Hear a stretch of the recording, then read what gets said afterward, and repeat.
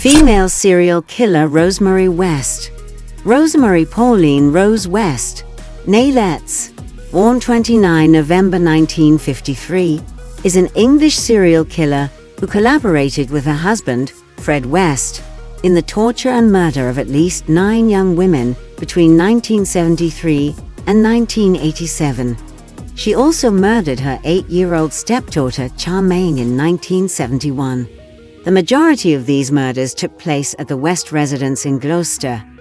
West is currently an inmate at HM Prison New Hall, Flopton, West Yorkshire, after being convicted in 1995 of 10 murders. Fred West committed suicide in prison that same year while awaiting trial, following the couple's arrest in 1994. If you enjoyed from this video, don't forget to like and subscribe to our channel for more content. Early life. Rose West was born Rosemary Pauline Letts in Northam, Devon, to William Andrew Bill Letts and Daisy Wendelene Fuller after a difficult pregnancy. She was the 5th of 7 children born into a poor family.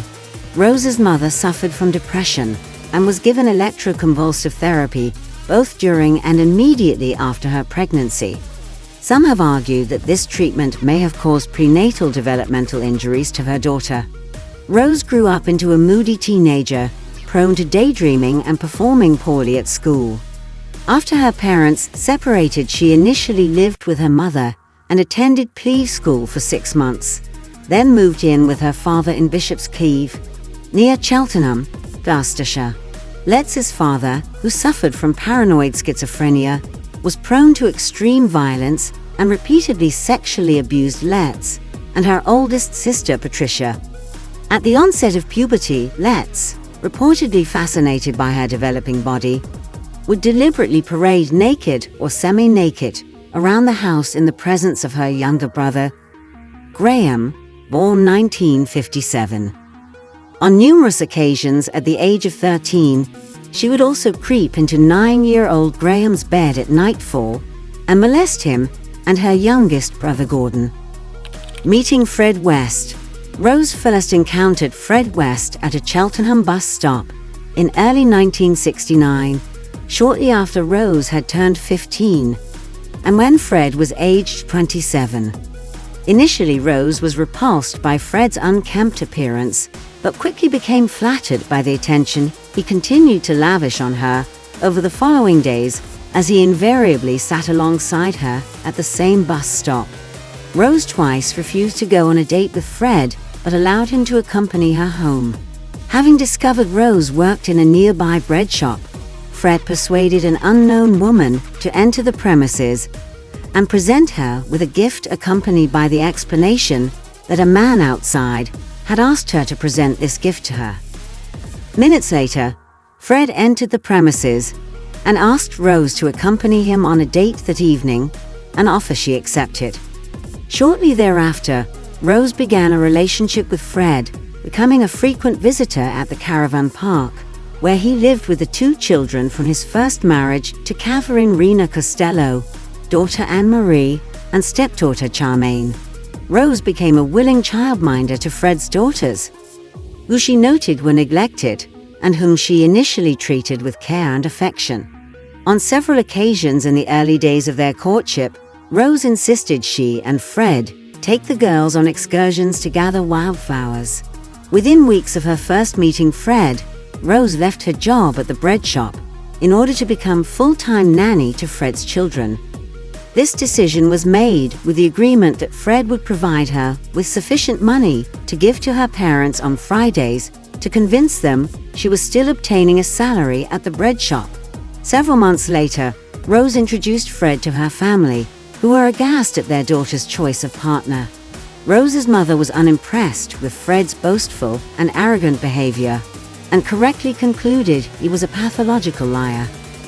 Her father vehemently disapproved of the relationship, threatening Fred directly and promising to call social services if he continued to associate with his daughter. Relationship. Rose's parents forbade their daughter from continuing to date Fred, but she defied their wishes, prompting them to visit Gloucestershire Social Services to explain that their 15-year-old daughter was having a sexual relationship with an older man, and that they had heard rumors that she had begun to engage in prostitution at Fred's caravan. In response, Rose was placed in a home for troubled teenagers in Cheltenham in August 1969, and only permitted to leave under controlled conditions. When allowed to return home to visit her parents at weekends, Rose almost invariably took the opportunity to visit Fred.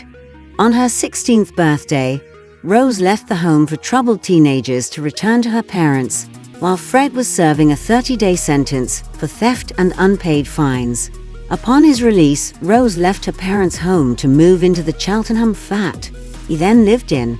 Shortly thereafter, Fred collected Charmaine and Anne-Marie from social services.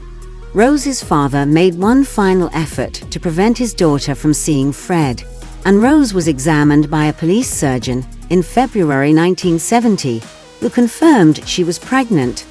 In response, Rose was again placed into care, but was discharged on 6 March on the understanding she would terminate her pregnancy and return to her family. Instead, Rose opted to live with Fred, resulting in her father forbidding his daughter from ever again setting foot in his household. 3 months later, the couple vacated the Cheltenham flat and relocated to the ground floor flat of a 2-story house at Midland Road in Gloucester. On 17 October 1970, Rose gave birth to their first child, a daughter they named Heather Ann. Speculation remains that Heather may have been sired by Rose's own father. 2 months later, Fred was imprisoned for the theft of car tires and a vehicle tax disc. He remained imprisoned until 24 June 1971. As he served this 6.5-month sentence, Rose, having just turned 17, looked after the 3 girls, with Charmaine and Anne-Marie being told to refer to Rose as their mother.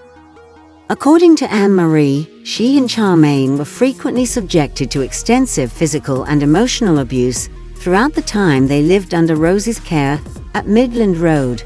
Although Anne-Marie was generally submissive and prone to display emotion in response to the abuse, Charmaine repeatedly infuriated Rose by her stoic refusal to either cry or display any sign of grief or servitude, no matter how severely she was treated. Charmaine's spirit had not been broken, and she talked wistfully to Anne-Marie of the belief she held that her mummy will come and save me. Anne-Marie later recollected her sister repeatedly antagonized Rose by making statements such as, "My real mummy wouldn't swear or shout at us," in response to Rose's scathing language. A childhood friend of Charmaine's named Tracy Giles, who had lived in the upper flat of Midland Road, would later recollect an incident in which she had entered the Wests' flat unannounced only to see Charmaine, naked and standing upon a chair, gagged, and with her hands bound behind her back with a belt, as Rose stood alongside the child with a large wooden spoon in her hand, while Anne-Marie had been standing by the door with a blank expression on her face. Hospital records revealed Charmaine had received treatment for a severe puncture wound to her left ankle in the casualty unit of the Gloucester Royal Hospital on 28 March 1971. This incident was explained by Rose to have resulted from a household accident. Murder of Rosemary West.